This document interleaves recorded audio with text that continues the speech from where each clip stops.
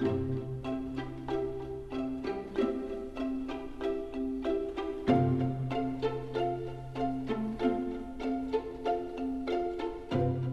down at Himley Lane in Swindon. It's a development of 14 properties.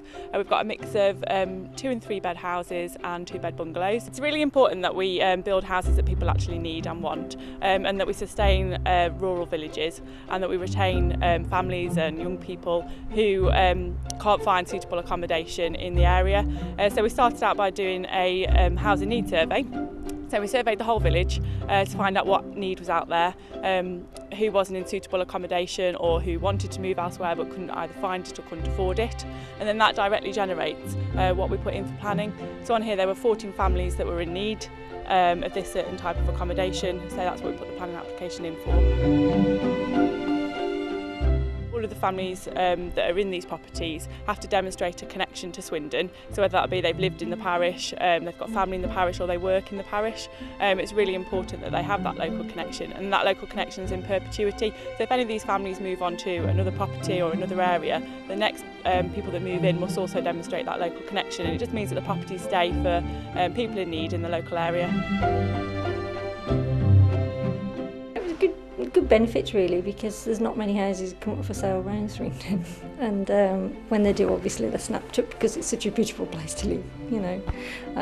It was a very good idea for it to be built for, like I say, for people who need to buy or people that need housing within Swindon that can live and stay in Swindon. It's about addressing a mixture of need in the community. So, for example, there was a couple who were in a 3-bedroom house in the village. Because of their health needs, were finding it difficult to maintain the property and to move about in the property. So a 2-bed bungalow is perfect for them. It means they can stay in the village where they've got family and they've got that support network, but they've got a house that's manageable. And then in turn, that frees up a 3-bedroom family house in the village for somebody else to use. It got that we couldn't get up the stairs anymore, and we couldn't get into the bath either, so it was making things awkward for us. So we needed to have a shower room, and we needed somewhere without any stairs. We needed something all on one floor, and so we decided to put in for a bungalow. It's been absolutely wonderful. When we saw it, we couldn't believe what a beautiful place it was. It's all on one floor, and we just move out from one room to another. And yeah, it's lovely. Yeah, we've got a bedroom each as well. Haven't we? Yeah, because you both snore. You didn't have to say that. The other example of the gentleman who's got 3 young boys. They were living in a 1-bed flat. He couldn't afford, he's just started out as a plumber, he couldn't afford to buy his own property or rent his own property in the village. So he's now got a 3-bedroom house where each of his boys can have the space that they need. Yeah, I was living up Warleaf. It was in a 1-bed flat, downstairs flat.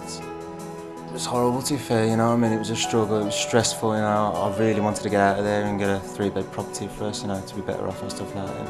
It was horrible, to be fair, mate. It was a nightmare, yeah. It's really difficult for first-time buyers in this area. The houses are expensive.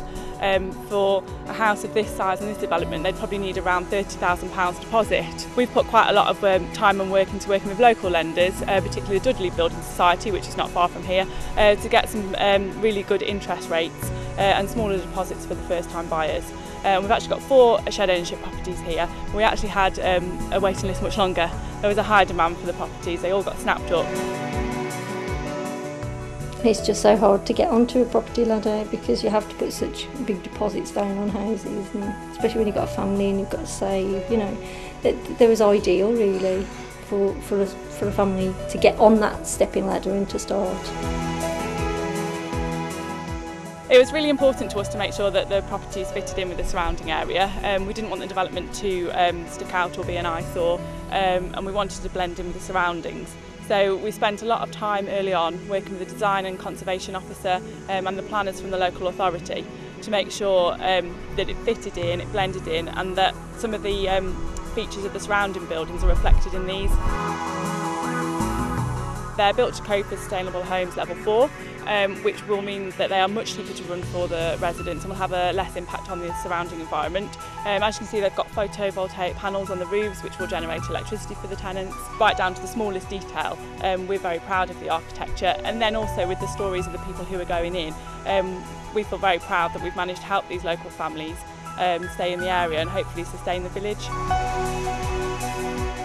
It's good for the kids and for myself to be able to stay rooted, you know. So yeah, we enjoy living here, don't we? There's lots of room, and you have lots of room in your bedroom. What more can you ask for? You know, being by fields and stuff like that, it's absolutely great. You know what I mean? It's in the country. You know what I mean? What more can you ask for? There's a school over there where they go to now as well. They go to that school.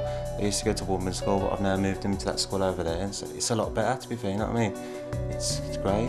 Eric still thinks he's on his holidays. He said it's like a holiday chalet, and every day it's like waking up on holiday.